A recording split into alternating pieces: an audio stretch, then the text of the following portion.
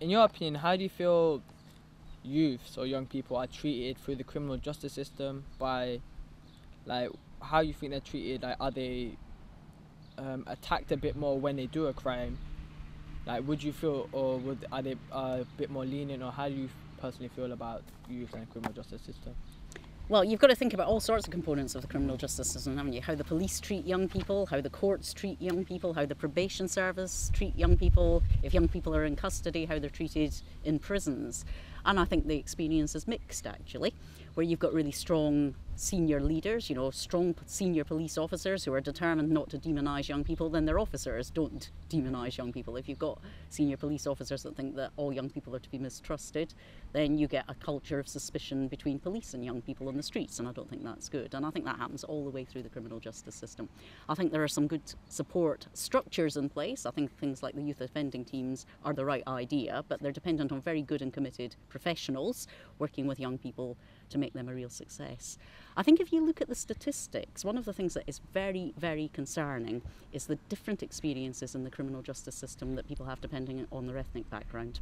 We have a significantly disproportionate number of black and ethnic minority young men, especially men, in the prison system. And you have to ask what that's about. Why is the system weighted in that way?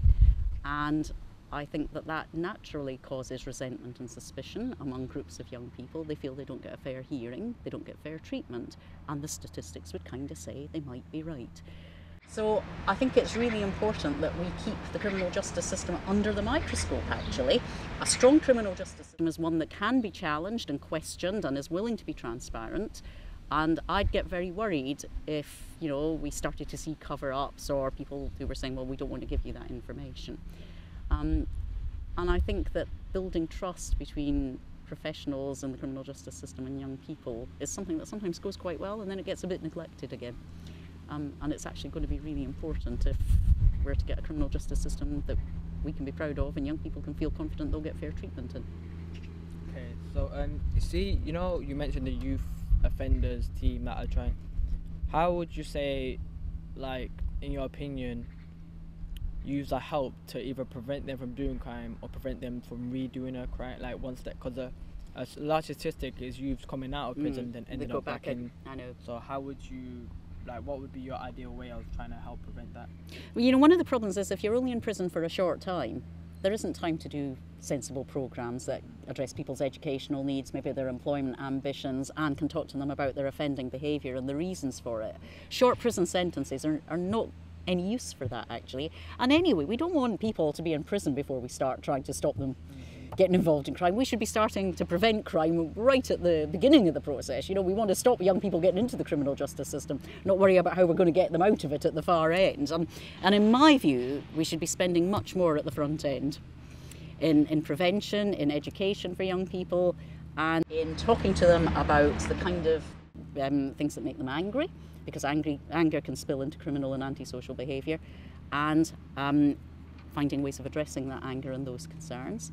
I think that we should be really strengthening community programmes for young people who do offend.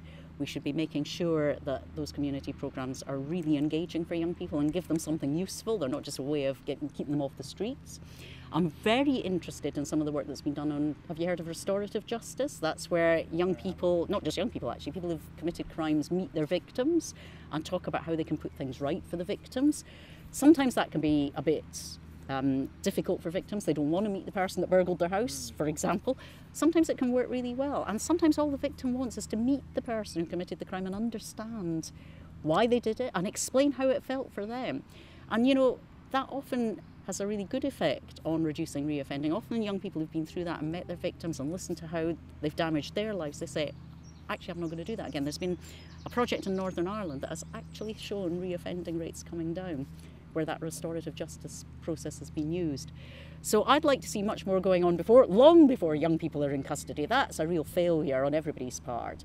And much more going on earlier about decent community programmes that engage young people in their communities, give them a chance to understand their behaviours, give us a chance to understand the behaviours that and feelings that lead to criminal activity, and take the steps to prevent it, nip it in the bud, really.